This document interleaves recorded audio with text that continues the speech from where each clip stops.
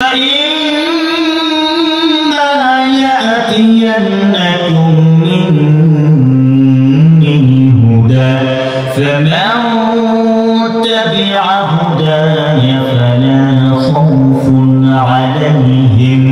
ولا هم يحزنون.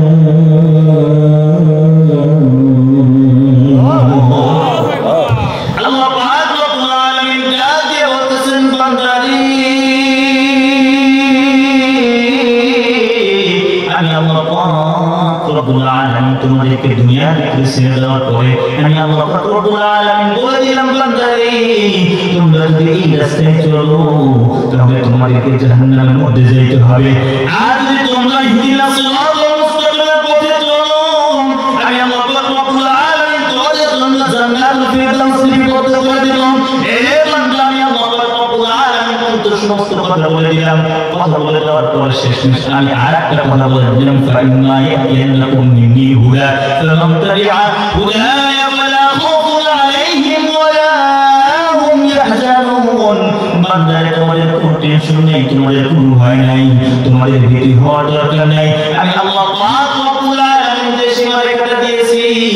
এই সীমারেখাটা যদি তোমরা মানতে পারো আমি আল্লাহ পাক রব্বুল আলামিন তোমাদের হিসাব নেব না, হিসাবে জান্নাত দিয়ে দেব। তাহলে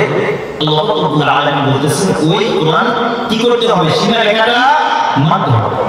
তাহলে আমরা দুনিয়ার ভিতরে যারা আছি তারা কি আসলে কোরআন তেলাওয়াত করতে পারি? আল্লাহ পাক রব্বুল আলামিন কোন জায়গায় বলতেছেন কুল হাল ইয়াস্তাবিল লাযিনা ইয়ালামুনা ওয়াল লাযিনা লা ইয়ালামুন। বান্দারে তোমরা যারা দুনিয়ার ভিতরে আছো যারা কোরআন জানো আর যারা কোরআন জানো না তারা কিন্তু সমান। সেদিন আল্লাহ পাক রব্বুল আলামিন ডাকতে বলতেছেন বান্দা আমি যদি কিয়ামতের ময়দানে তোমাদের যদি হিসাবে কাট দেয় তোমাকে দাঁড় হয় আমি আল্লাহ পাক রব্বুল আলামিনের সামনে কিন্তু তোমরা হিসাব দিয়ে জান্নাত যেতে পারবে। আমরা কি হিসাব দিয়ে জান্নাত যেতে পারবো? সমস্যা নেই। কারণ কিয়ামতের মাঠ যখন কায়েম হয়ে যাবে কিয়ামতের মাঠটা এমন একটা ভয়াবহ মাঠ হবে, এমন একটা ভয়াবহ মাঠ হবে যে মাঠের ভিতরে সকল মানুষগুলো শুধু দৌড়াইতে থাকবেন, দৌড়াইতে থাকবেন, দৌড়াইতে থাকবেন, ইয়া নাফসি ইয়া নাফসি ইয়া নাফসি ইয়া নাফসি এভাবে বলতে থাকবেন না, দৌড়াইতে থাকবেন, শুধু বলতে থাকবেন আল্লাহ আজকে আমার কি উপায় হবে, আমার কি উপায় হবে, আমার কি উপায় হবে। এইভাবে বান্দাগুলো দৌড়াইতে থাকবেন। কিয়ামতের ময়দানে এমন ভয়াবহতা হবে এইভাবে যখন বান্দারা দৌড়াইতে থাকবেন, দৌড়াইতে দৌড়াইতে দৌড়াইতে সমস্ত বান্দাগুলো একত্রিত হয়ে যাবেন। একত্রিত হয়ে যাওয়ার পরে সমস্ত বান্দাগুলোকে একত্রিত করার পরে অন্য বান্দাগুলো ডাক দিয়ে বলবেন যে ভাই চলো আমরা যাই হযরত আদম আলাইহিস সালামের কাছে চলে যাই। হযরত আদম আলাইহিস সালাম তো আমাদের আলিমটা ছিল, হয়তো হযরত আদম আলাইহিস সালামের কাছে যদি আমি যাইতে পারি হযরত আদম আলাইহিস সালামের কাছে যাওয়ার পরে আমরা যদি তার কাছে গিয়ে বলি সে যদি আল্লাহ পাক রব্বুল আলামিনের কাছে দোয়া করে, দোয়া করার সঙ্গে সঙ্গে আল্লাহ পাক রব্বুল আলামিন আমাদের হিসাবটা শুরু করে দিবেন। কারণ কিয়ামতের এই ময়দান তো আমি থাকতে পারতেছি না, এত কষ্টের ভিতরে আমি থাকতে পারতেছি। এইভাবে বলার পরে কিয়ামতের বাসিয়া কিয়ামতের ময়দানে যত মানুষগুলো থাকবে সমস্ত বান্দাগুলো হযরত আদম আলাইহিস সালামকে খোঁজার জন্য রওনা হয়ে যাবে। হযরত আদম আলাইহিস সালামকে যখন খোঁজার জন্য চলে যাবেন হযরত আদম আলাইহিস সালামের কাছে গিয়ে ডাক দিয়ে বলবেন ও আমাদের আদি পিতা আদম আমরা তো আসলাম আপনার কাছে, আপনি একটু আল্লাহ পাক রব্বুল আলামিনের কাছে দোয়া করুন। আল্লাহ পাক রব্বুল আলামিন যদি আপনার দোয়াটা কবুল করে নেয়, দোয়া কবুল করে এই কিয়ামতের ময়দানে আমরা থাকতে পারতেছি না, আপনি একটু আল্লাহ পাক রব্বুল আলামিনের কাছে গিয়ে বলুন আল্লাহ পাক রব্বুল আলামিন যেন আমাদের হিসাবটা তাড়াতাড়ি নেয়, এই কিয়ামতের ময়দানে থাকতে পারতেছি না। আল্লাহ পাক রব্বুল আলামিন যদি আমাদেরকে জান্নাতের ভিতরে দেয়া হয় আমাদের নসিব তো বড়ই ভালো, আর যদি জাহান্নামের ভিতরে যাওয়া লাগে আমরা জাহান্নামে যেতে রাজি আছি, কিন্তু এই কিয়ামতের ময়দানে আমরা থাকতে পারবো না, থাকতে পারবো না। এইভাবে বলে যখন বলতেছিলেন বলতে বলতে হযরত আদম আলাইহিস সালাম ডাক দিয়ে বলতেছেন ও আল্লাহর বান্দা তোমরা একটা জবাব দাও, তোমরা যখন আমার কাছে আসলাম আসার সঙ্গে সঙ্গে আমি আদম আলাইহিস সালাম কি করতেছিলাম তোমরা একটু বলো। এইভাবে যখন বললেন এই প্রশ্নটা করার সঙ্গে সঙ্গে আল্লাহর বান্দারা কিয়ামতের বাসিরা ডাক দিয়ে বলতে থাকবেন ও আল্লাহর পয়গম্বর একটু শুনেন আমরা যখন আপনার কাছে আসতেছিলাম আপনাকে দেখলাম নিজে ইয়া নাফসি ইয়া নাফসি ইয়া নাফসি বলে চিৎকার করতেছিলেন এই কথা যখন বলে দেওয়া হবে বলে দেওয়ার সঙ্গে সঙ্গে হযরত আদম ডাকতে বলতেছিলেন ও আল্লাহর বান্দারা আমি আদম পয়গম্বর হওয়া সত্ত্বেও আমি নিজে ইয়া নাফসি ইয়া নাফসি ইয়া নাফসি বলে চিৎকার করতে থাকি আমার নিজের কি উপায় হবে এটাই তো আমি জানি না এটাই তো আমি জানি না ও আল্লাহর বান্দারা আসলে আমাদের ময়দানে আমি আল্লাহ পাক রব্বুল আলামিনের কাছে যদি দোয়া করি আর আল্লাহ পাক রব্বুল আলামিন যদি আমাকে ডাক দিয়ে বলে ও আমার বন্ধু আপনাকে আমি প্রথম মানব হিসেবে দুনিয়ার ভিতরে পাঠাইছিলাম আমি আল্লাহ পাক রব্বুল আলামিন সর্বপ্রথম আপনাকে সৃষ্টি করেছিলাম সর্বপ্রথম আপনাকে বানানোর পরে আমি আল্লাহ পাক রব্বুল আলামিন আপনাকে জান্নাতের ভিতরে রেখেছিলাম জান্নাতের ভিতরে রাখার পর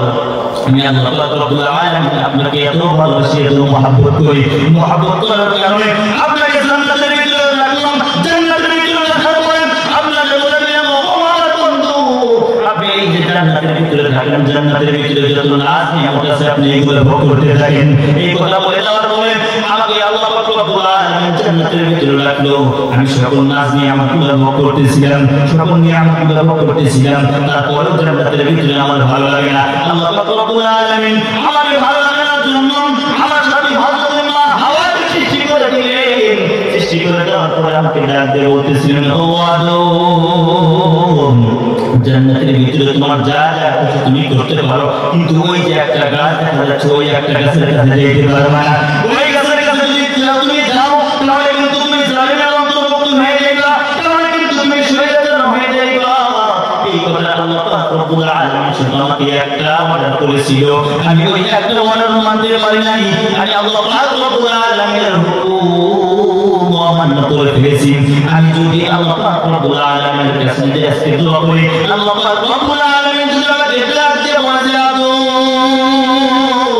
তোমাকে এত নাজ নিয়ামত দেওয়ার পর শুধু একটা হুকুম করেছিলাম ওই হুকুমটাও তো তুমি মানতে পারবে এর হিসাব দিয়ে তুমি আজকে কিয়ামতের ময়দান থেকে যাইবা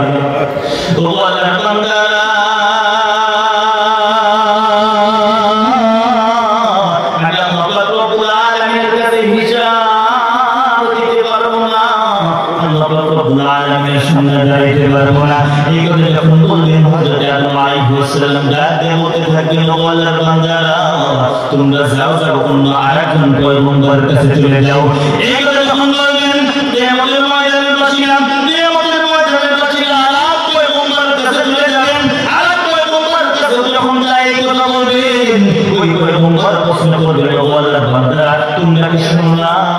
আমি পয়গম্বর কি বলতেছিলাম তখন বান্দারা উত্তর দিবে ও আল্লাহর পয়গম্বর আপনি যে উত্তর বলতেছিলেন ইয়া নাফসি ইয়া নাফসি আমার কি উপায় হবে আমার কি উপায় হবে সেই সময় পয়গম্বর ডাক দিয়ে বলতে থাকলেন ও আল্লাহর বান্দারা আসলে মুখের ময়দানে আমার করার কিছু নাই তুমি চলে যাও হযরত মুসা কালিমুল্লাহর কাছে কারণ হযরত মুসা কালিমুল্লাহ যেমন কালিমুল্লাহ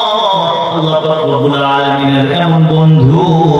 যে বন্ধু আল্লাহ পাক রব্বুল আলামিনের কাছে সমস্ত কথাগুলো বলতে পারে ওরকম একজন বন্ধু হযরত মুসা কালিমুল্লাহ তার কাছে তোমরা চলে যাও এই কথা যখন বলবেন বলার সঙ্গে সঙ্গে সমস্ত কিয়ামতের ময়দানের মানুষগুলো হযরত মুসা কালিমুল্লাহর কাছে চলে যাবেন হযরত মুসা কালিমুল্লাহর কাছে যাওয়ার পর হযরত মুসা কালিমুল্লাহ এইভাবে বলতে থাকবেন ও আল্লাহর পয়গম্বর আপনি তো মুসা কালিমুল্লাহ আপনি তো আল্লাহ পাক রব্বুল আলামিনের বন্ধু এই যে কিয়ামতের ময়দানে এত কষ্ট আমরা সহ্য করতে পারতেছি না আপনি একটা কাজ করুন আপনি একটু আল্লাহ পাক রব্বুল আলামিনের কাছে দোয়া করুন আল্লাহ পাক রব্বুল আলামিন আপনার দোয়া কবুল করে এই কিয়ামতের ময়দানে থাকতে পারবো না আমাদের হিসাব যেন তাড়াতাড়ি নেওয়া হয় আমরা যেন হিসাব দিয়ে তাড়াতাড়ি জাহান্নামে অথবা জান্নাতে যেতে পারি এই কথা যখন বললেন হযরত মুসা কালিমুল্লাহ ডাক দিয়ে একইভাবে উত্তর দিলেন ও আল্লাহর বান্দারা তোমরা কি সময় আমি মুসা কালিমুল্লাহ কি বলতেছিলাম এই কথা যখন বললেন বলে দেওয়ার সঙ্গে সঙ্গে শুনে বলতেছিলেন যে হ্যাঁ অবশ্যই শুনেছি। বলে আমি কি বলতেছিলাম? বলে ইয়া নাফসি ইয়া নাফসি ইয়া নাফসি বলে চিৎকার করতেছি। এই কথা যখন বললেন হযরত মুসা কালিমুল্লাহ ডাক দিয়ে বলতে থাকেন, তোমরা যাও যাও চলে যাও, তোমাদের দোয়াটা যদি আল্লাহ পাক রব্বুল আলামিনের কাছে কবুল করতে চাও তাহলে হযরত ঈসা রূহুল্লাহর কাছে তোমরা চলে যাও। হযরত ঈসা রূহুল্লাহর কাছে যখন মামলা করে চলে আসবেন, ঈসা রূহুল্লাহ একই বার উত্তর দিতে থাকবেন, আজকে কিয়ামতের ময়দানে আমি আল্লাহ পাক রব্বুল আলামিনের সামনে দাঁড়াইতে পারবো না, আল্লাহ পাক রব্বুল আলামিনের কাছে দোয়া করতে পারবো না। তোমাদের দোয়াটা যদি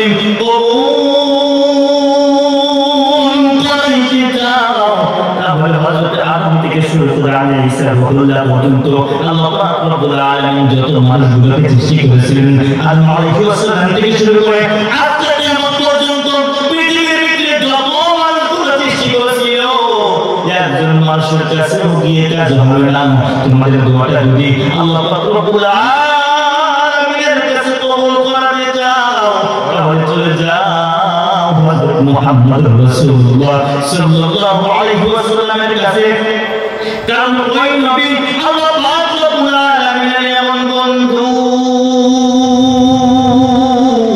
যে বন্ধুকে পাওয়ার জন্য স্বয়ং আল্লাহ নিজেই পাগল। ওই বন্ধুর কাছে তোমরা চলে যাও, ওই বন্ধুর কাছে যদি তোমরা যেতে পারো তাহলে আল্লাহ পাক রব্বুল আলামিন তোমাদের দোয়াটা কবুল করে নেবেন। এই কথা বলার সঙ্গে সঙ্গে কিয়ামতের ময়দানে সমস্ত মানুষগুলো বিশ্বনবীকে বলা শুরু করে দিবেন, খুঁজতে খুঁজতে এমন একটা জায়গায় পাইবেন, এমন একটা অবস্থায় বিশ্বনবীকে পাইবেন। বিশ্বনবী যখন বিশ্বনবীর কাছে যখন যাইবেন, যাওয়ার সঙ্গে সঙ্গে বিশ্বনবীকে ডাক বলতে থাকবেন, অবশ্যই যাওয়ার পয়গম্বর,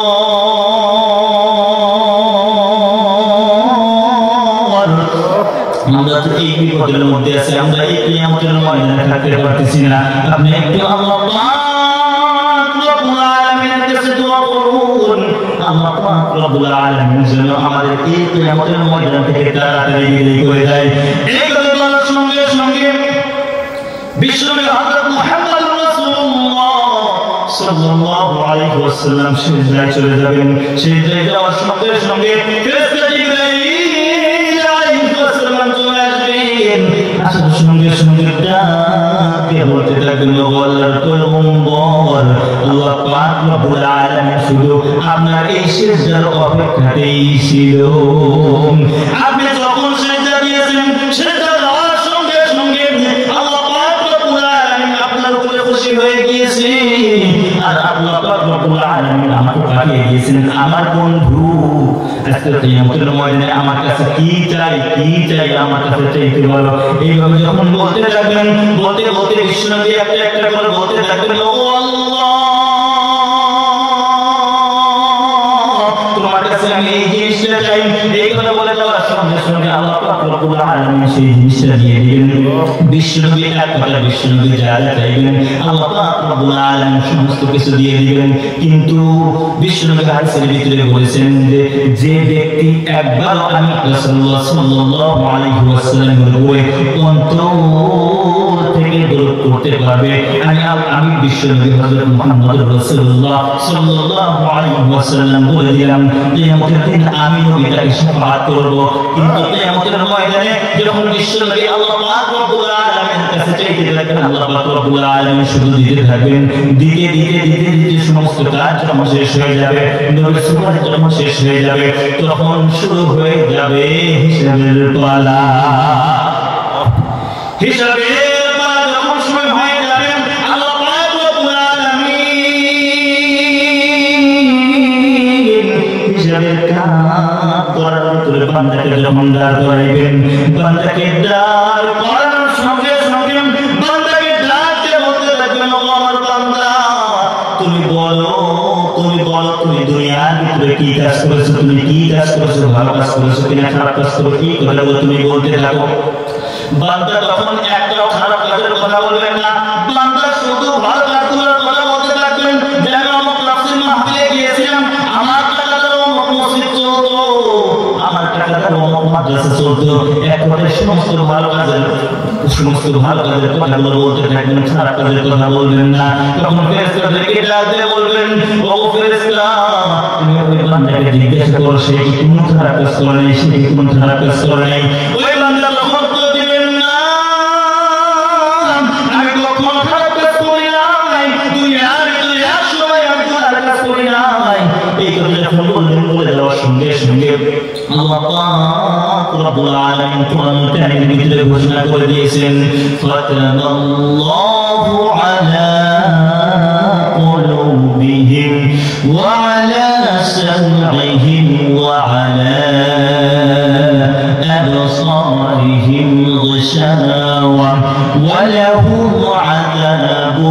عظيم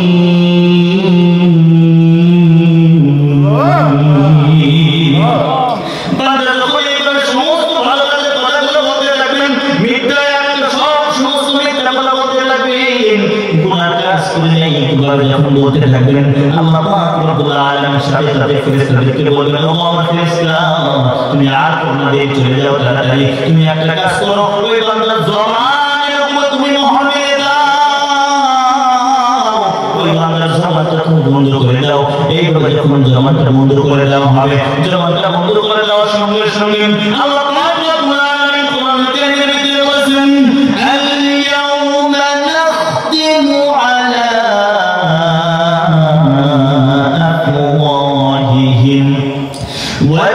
وتكلمنا أيديهم وتشهد أرجلهم بما كانوا يكسبون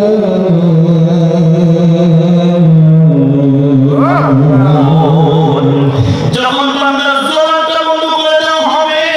জবানটা বন্ধ করে দেওয়ার সঙ্গে সঙ্গে বান্দার হাত লাগাতে থাকবে, বান্দার পা সাক্ষ্য দিতে থাকবেন, বান্দার চক্ষু সাক্ষ্য দিতে থাকবেন, বান্দার দেহ সাক্ষ্য দিতে থাকবেন, এক করে সমস্ত অঙ্গ প্রত্যঙ্গগুলো সাক্ষ্য দিতে থাকবেন। সাক্ষ্য দিতে দিতে দিতে এমন ভাবে আল্লাহ পাক রব্বুল আলামিনের সামনে সমস্ত কথাগুলো পেশ করা হবে। দুনিয়ার ভিতরে একজন বান্দা যদি একটা ভালো কাজ করে ওই ভালো কাজের প্রতিদান আল্লাহ পাক রব্বুল আলামিন কিয়ামতের দিন দিবেন। আর একটা এক জাররা পরিমাণ শস্য পরিমাণ যদি খারাপ কাজ করে তাহলে আল্লাহ পাক রব্বুল আলামিন তার প্রতিদান কিয়ামতের দিন দিবেন।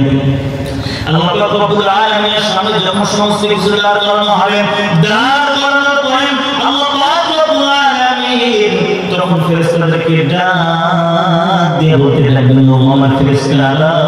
তোমরা আর তোমরা দেরি চলে যাও তাড়াতাড়ি। ওই বান্দা দুনিয়ার ভিতরে চলাফেরার সময় আমি আল্লাহ পাক রব্বুল আলামিন তার দুই কাঁধে যে ফেরেশতারা দিয়েছিলাম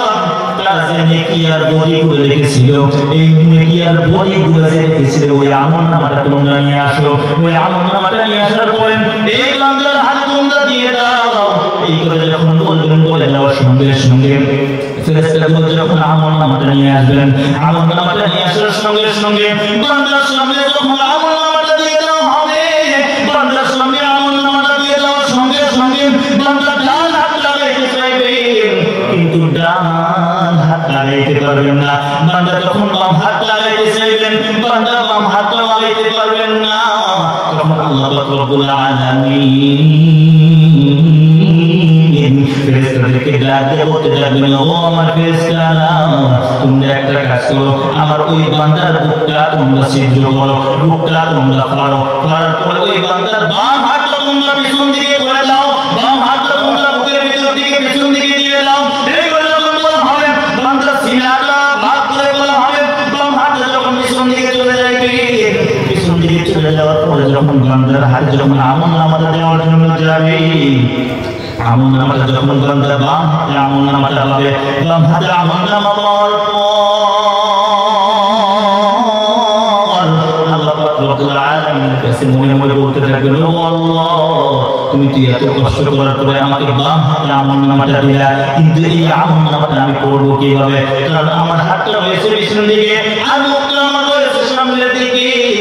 এই কথা বলে দেওয়ার সঙ্গে সঙ্গে আল্লাহ পাক রব্বুল আলামিন ডাক দিয়ে বলতে থাকবেন ও বান্দা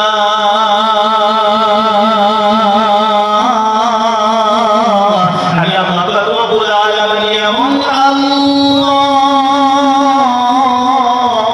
আমি আল্লাহ পাক রব্বুল আলামিন এমন দয়ালু আল্লাহ তোমাদেরকে এত কষ্ট দিতে চাই নাই, কিন্তু তোমরা দুনিয়ার ভিতরে থাকার পরে তোমরা মিথ্যার উপর প্রতিষ্ঠিত ছিল। আজকে আমাদের ময়দানে আমি আল্লাহ পাক রব্বুল আলামিনের সামনে তুমি মিথ্যা কথা যখন বলতেছিলা, তখন অন্তত তোমার সাথে দিতেছিল। আর তুমি সারা জীবন কি আমল করেছো, ভালো আমল করেছো না খারাপ আমল করেছো, এই আমলগুলো তোমার সামনে পেশ করা হয়েছে। যখন তোমার দম হারিয়ে দেওয়া হয়েছে, তোমার মাথা ওদের সামনে দিকে দেওয়া আছে, আল্লাহ পাক রব্বুল আলামিন তখন ফেরেশতাদেরকে ডাক দিয়ে বলতে থাকবেন, ও ফেরেশতা তোমরা একটা কাজ করো, ওই বান্দার ঘাটটা তোমরা মাঠে দাও, ওই বান্দার ঘাটটা তোমরা মাঠে শুনে করে দাও। এই করে যখন বললেন বলে দেওয়ার সঙ্গে সঙ্গে ফেরেশতা বলো বান্দার ঘাটটা মাঠে পিছন দিকে করে দিবেন। পিছন দিকে করে দেওয়ার সঙ্গে সঙ্গে আল্লাহ পাক রব্বুল আলামিন ডাক দিয়ে বলতে থাকবেন, ও বান্দা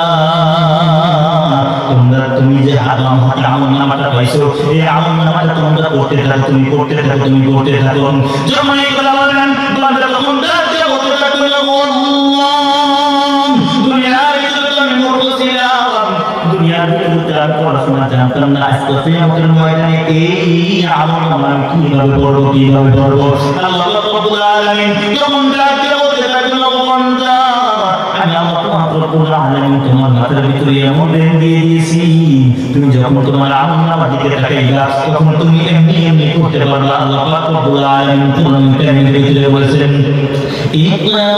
কিতাবাকা কাফা বিনাফসিকা আল-ইয়াওমা আলাইকা হাসিবা।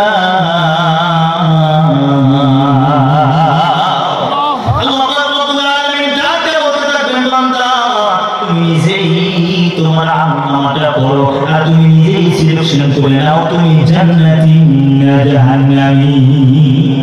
সেজন্য কিয়ামতের দিন আল্লাহ পাক রব্বুল আলামিনের সামনে যদি আমাদেরকে এমন ভাবে দাঁড়ানো লাগে তাহলে কি আমাদের উপায় থাকে? সেজন্য আল্লাহ পাক রব্বুল আলামিন আমাদেরকে দুনিয়ার ভিতরে বেঁচে থাকা অবস্থায় কবরের মাঝখানে অবস্থিত করার মতো তৌফিক দান করুন। সকলে বলুন আমিন। ওয়া আখিরু দাওয়ানা আলহামদুলিল্লাহি রাব্বিল আলামিন। আসসালামু আলাইকুম ওয়া রাহমাতুল্লাহি ওয়া বারাকাতুহু। তো এই মুহূর্তে এখানে